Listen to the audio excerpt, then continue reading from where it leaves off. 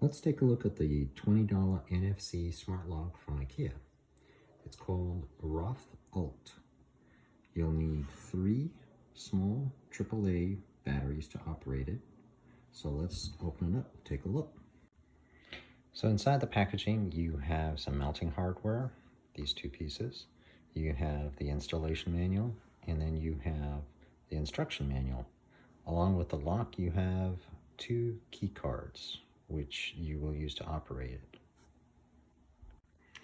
So let us put the batteries in and try it out. So your first thing you'll notice that this is the part that's going to be triggered by the card, and this is the actual battery compartment that you'll have to open with a screwdriver and place in the batteries.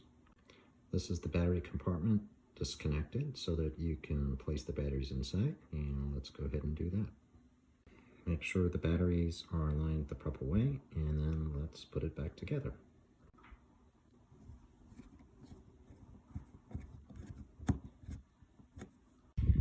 As you connect it, the lock will trigger and produce the lock out and then take it back in.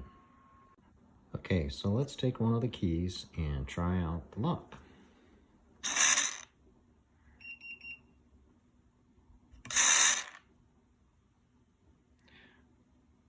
Now notice if you use the 2 keys at the same time, you might get a beep and it won't function.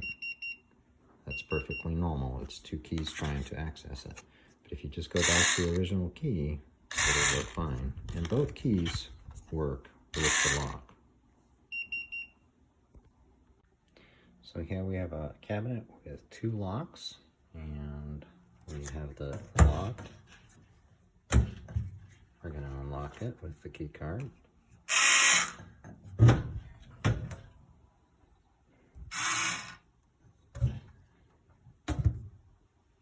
That's it.